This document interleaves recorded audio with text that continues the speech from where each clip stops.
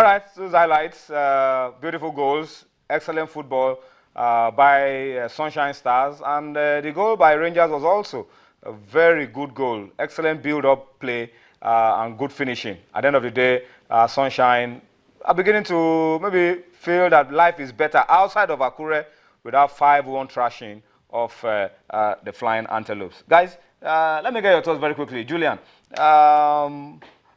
Sunshine, maybe they will be ruining the fact that they've been playing in Akure all this while. So second round.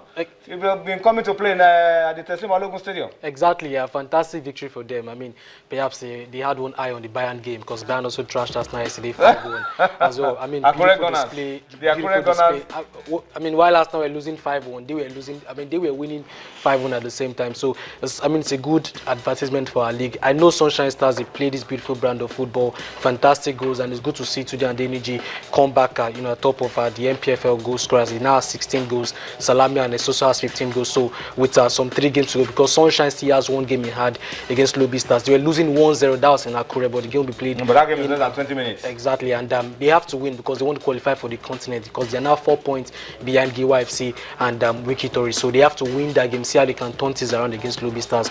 But anything other than that, I think it's been a good thing for them. But qualifying for the continent for me will just be an icing on the cake. All right, so that's the story. Tony, I'm just thinking to myself now. I suspect a lot of Rangers fans are saying the red card ruined that particular match. And from what we've seen in that particular clip, it looked to me like a red card. It looked like an handball. Is that good call by the referee? On the line, that's what it looked like to me. And it's a shame, really, because we've seen situations where teams go a man down and they actually, step up to the plate. Rangers actually beat Warri Wolves with 10 men in Warri earlier this season. Yeah, so capitulating like that, it's not good enough for a team of Rangers' status. They need to regroup and focus on the next match and get the win. All right, so that's a good one. Let's quickly run through a few issues now. Of course, of interest to domestic football in Nigeria, and it's about the Glo Premier League and the Nigeria Football Federation Disciplinary Committee. Decision on Sharks and Nasarawa United. The story coming out, of course, is that Sharks FC are to play their next 3 home games. In short, it means the rest of the season. They will conclude at the Nnamdi Azikiwe Stadium in Enugu. That's for Sharks. And they are going to be paying that 5 million naira fine for abandoning that game against Nasarawa United for a cash-strapped Sharks to cover 5 million. I mean, that's some huge punishment. Nasarawa United have been awarded 3 points, 3 goals in that abandoned game. But nothing has been said about removing 3 points, 3 goals from the points already accrued by Sharks of Port Harcourt. These are just the decisions of the NFF Disciplinary Committee. All right, so that's the decision now on Sharks of Port Harcourt. But I don't know. Maybe are they going to be happy with this? Would they want something better than this? I think for me, no club will be happy being deducted 3 points and 3 goals, because that will be deducted from the points they already accrued. So they have 42 points right now, and they are not safe because their sister club Dolphins have 41 points. So it's the battle for the relegation. Since the NFF Disciplinary Committee is silent on that, it looks like they are going to be keeping their points. Exactly, and I think if they keep the points, it's definitely going to be good for them. Nassau are also in need of the points because they will hope that they get the 3 points and they get the 3 goals as well, because if they do that, you also boost your chances of qualifying for the continent. And for Sharks, they have to pay the 5 million naira before their next game against Kwara United. So just like you said, they are cash strapped, and you wonder where they want to get such huge amount of money, to pay the LMC. So all of this is happening towards the end of the season. It's expected. Teams scrabbling for points, they want to survive the drop, they want to qualify for the continent. But from week 1 up until like week 30, 31, we really did not see all of this happening. So I think our league has improved, it must be said. But the LMC have tried in their right to see how they can curb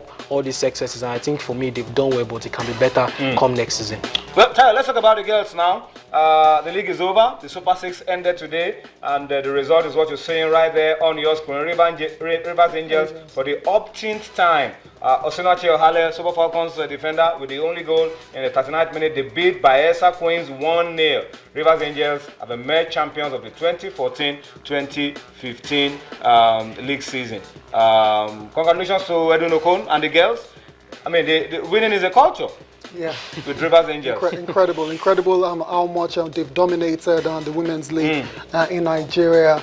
And you wonder what are the other teams doing? The other teams really need to step up on the game as well too, and you know, show some fight when it comes to the women's league. The dominance of Rivers Angels is just it makes it boring sometimes when you know at the start of the season that this is the team to beat. Exactly. That's the team that's going to win the league, and they do it. It makes it really boring. So the other teams, they need to step up their game, definitely.